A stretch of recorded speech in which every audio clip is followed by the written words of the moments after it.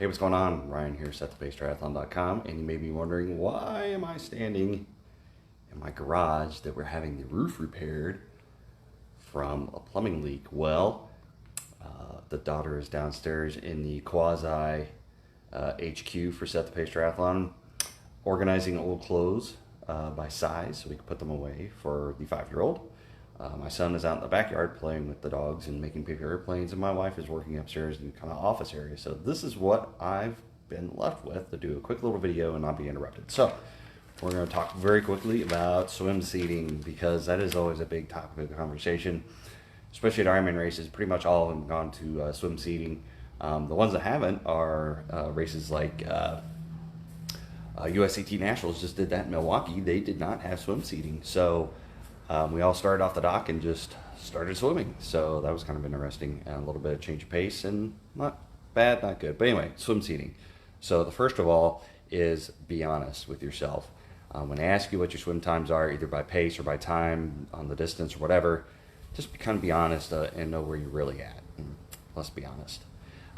So usually they're going to put your times either per 100 yards or per 100 meters. So it's good to kind of know your pool pace on average, not your fastest, not your slowest, kind of an average. Probably add a little bit to it because you're going to be in open water, you're going to be around people. So you're probably going to be a little bit slower in open water because you're also sighting. So know what your swim speeds averages are when you're going for that rolling swim start. Look for signs. Usually they've got volunteers standing around with signs with people to line up next to. This is your pace, this is kind of your group, this is your area. Look for it early, because once the line starts, they kind of go away and people just kind of line up. So just look for those signs and listen to announcements, because they will come over the loudspeakers and kind of tell people, okay, these speeds line up here for 130 to 145 per 100 yards, start lining up or whatever. And then they'll just keep calling people to get lined up, and they try to keep you lined up with your true accurate swim speed times. If all else fails, if you're starting to line up and you're like, I don't know where I'm at, I don't know where my group is, then ask around. You know, if you look around and be like, are you fast, are you slow, what are you looking at, what's your speed? If you can't swim, like Brandon said, then you probably shouldn't be doing a half Ironman or a triathlon altogether. You can go out there and learn how to swim first, but thanks for the comment. So ask people around you if you're looking for your swim speed. Look for the proper place to line up, because if you can't find signs or anything, that's kind of your next best bet. Faster in front, slower in the back. That's generally how they want you to line up. So just be ready for that. Faster people in the front, slower people in the back, and just kind of, if you're in the middle, then line up in the middle, and then you'd be good to go. Be ready for a struggle if you're not being accurate with your swim time. If you're thinking, I'm going to get out there first so I have as much time as possible to do the swim, you still get the same time cut off, but you're probably going to be swam over a lot unless you swim wide right. I mean, pretty much it's 5 to 6 people wide doing the rolling swim starts.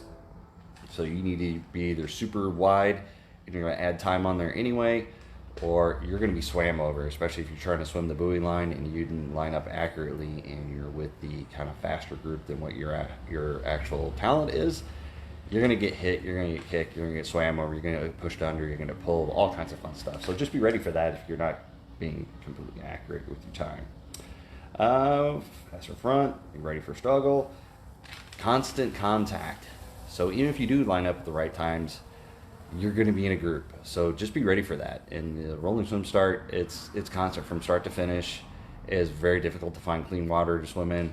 At least with USAT Nationals last weekend, there's times I found kind of open water to swim in, but with the rolling swim starts, 70.3 in full Ironman distance, and 2,500 people, 3,000 people trying to go through and start that swim. Unless you're at the pointy end or you're one of the professionals, you're going to be swimming with a lot of people. So just be ready that it's no matter what, you're going to be around people, but it's better being lined up with people that the same speed with you, so you're not swimming over them, having to swim around them, and they're not swimming over you. With that, be nice. Don't push people under, don't elbow people, don't kick people. For the most part, people are not there to be mean to you. They're just swimming and trying to get through this thing just like you are.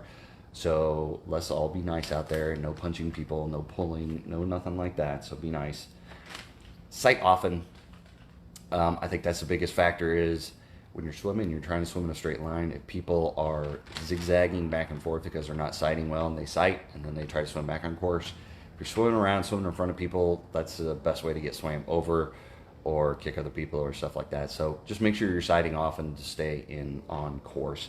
Don't always trust the feet you're following, because sometimes, you know, Brandon gets off course. So if you're following Brandon's feet, you could be 500 yards totally off course and then have to swim back. So you don't want to have to do that.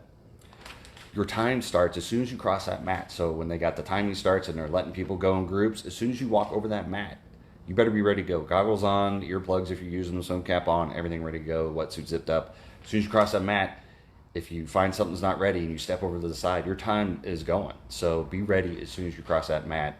When you're in that line, be getting ready. As soon as you're getting up there, you're about 5-6 people back from the start line. You're totally ready. You're locked in, you're ready, you've got your watch ready. Don't be looking for GPS when you cross that swim mat, because then you're wasting your time, because the clock has started. And Brandon can't swim either, and I know that for a fact. I've seen you.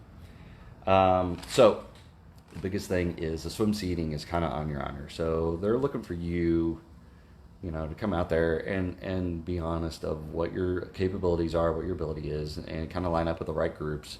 Everybody gets the same amount of time. True, you may get on the course sooner, but if you're lining up with fast people and you're thinking, I want to swim wide, you might just take as much time. I got a wasp flying right here. You might just take as much time as you just lined up in your correct swim group. So keep that in mind. So hopefully, here in the garage of repairs, these swim seating tips helped you out. So with that, happy training, and we'll see you guys next time.